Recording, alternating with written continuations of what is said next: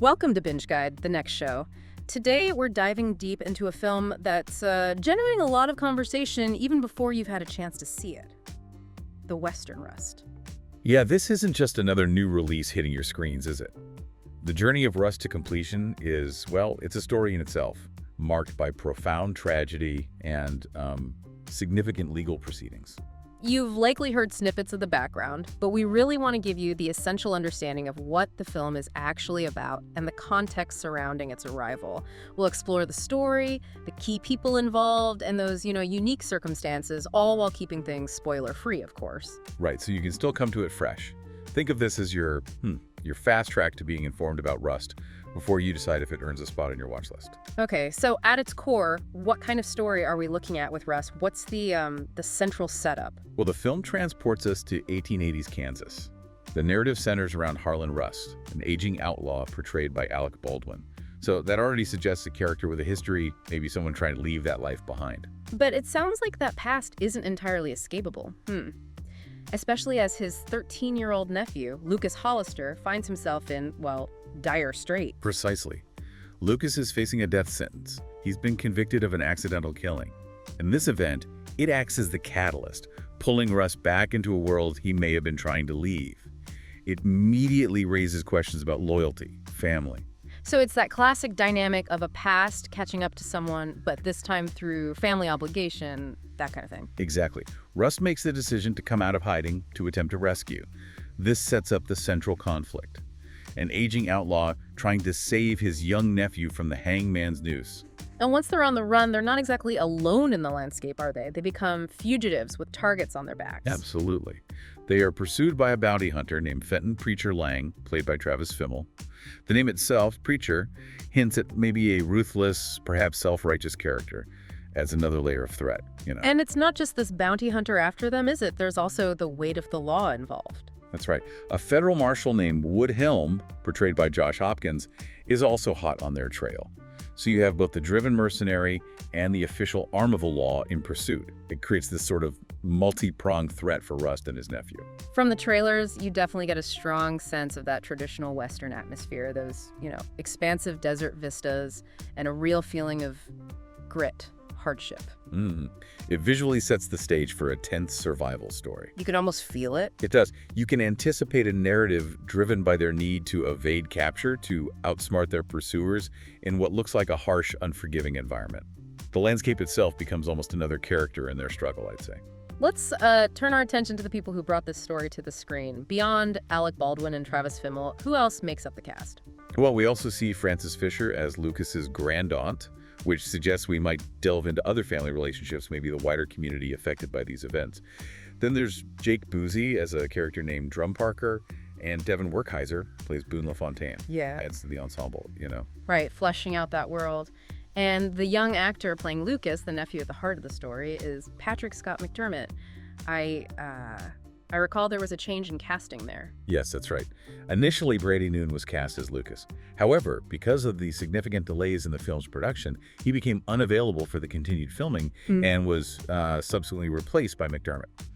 These kinds of casting shifts, well, they happen. Unforeseen circumstances in film production aren't uncommon. Sure. And behind the camera, who is responsible for bringing this vision to life?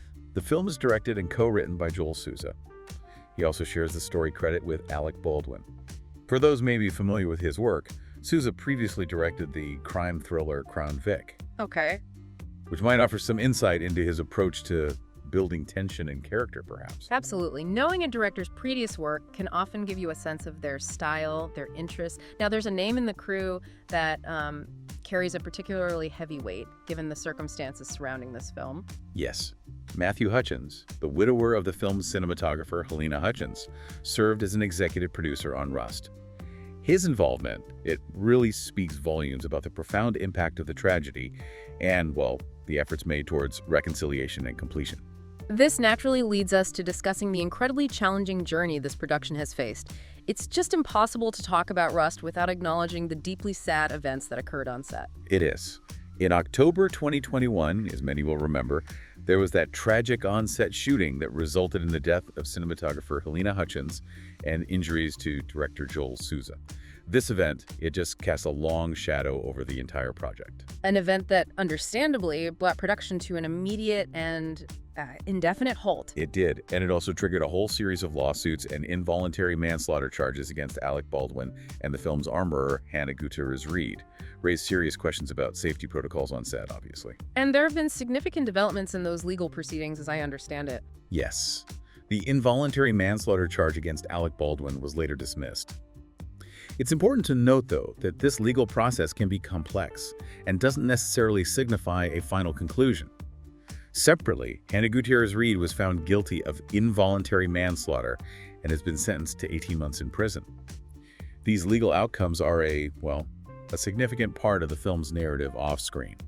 It's difficult to comprehend the emotional landscape for everyone involved when the decision was eventually made to resume filming.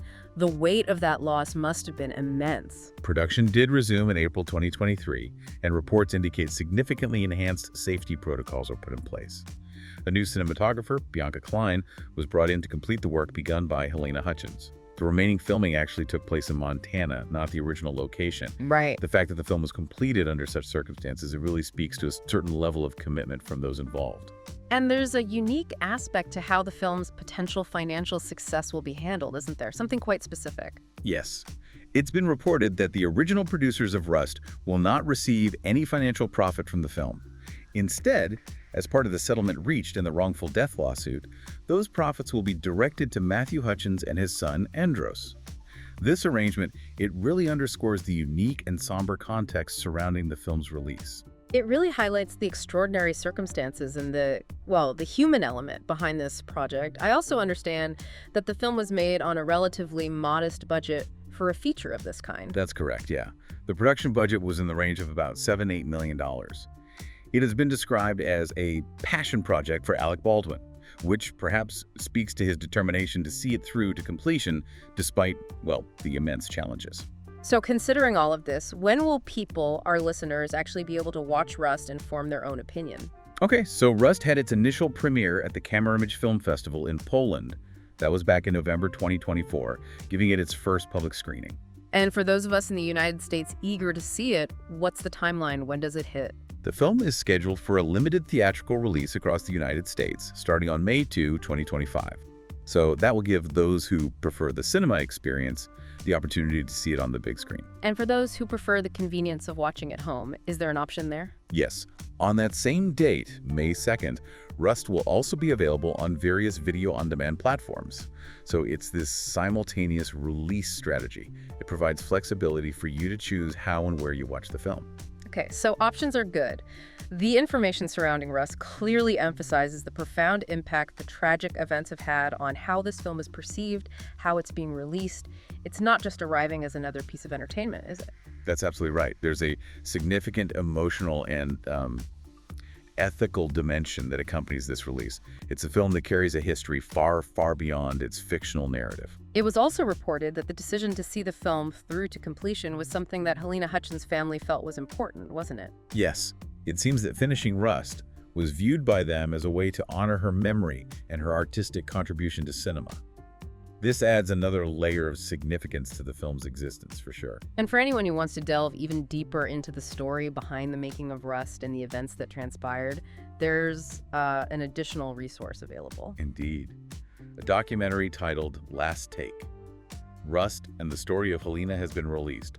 This offers a more in-depth look at the production and the tragic circumstances that occurred. It's a separate project, but provides, further context. It's also important to remember that when production on Rust eventually resumed, there were very specific and significant changes implemented regarding safety on set, specifically concerning firearms. You mentioned protocols earlier. That's a crucial point, yeah. A key change was the explicit prohibition of any working weapons or live ammunition on set. This really underscores the lessons learned from the tragedy and a stated commitment to prioritizing safety in future productions. A necessary step, clearly. So, you now have a pretty comprehensive overview of the upcoming film Rust. We've explored its premise, that classic Western setup of an outlaw and his nephew on the run, the cast and crew who brought it to life, and the extraordinary and deeply challenging journey it has taken to reach this point of release. It certainly sounds like a Western narrative that many of you will find familiar, but one that is, well, undeniably interwoven with a profoundly complex and emotionally resonant real-world story. As you consider your options for your next viewing experience, Rust undoubtedly presents a unique and perhaps deeply thought-provoking choice. We sincerely hope this deep dive has equipped you with the essential information you need to decide whether Rust will be the next film you choose to watch. Your next show, perhaps. Exactly. That's all for this edition of Binge Guide, The Next Show. Join us next time as we delve into another new release that might just become your next must-see.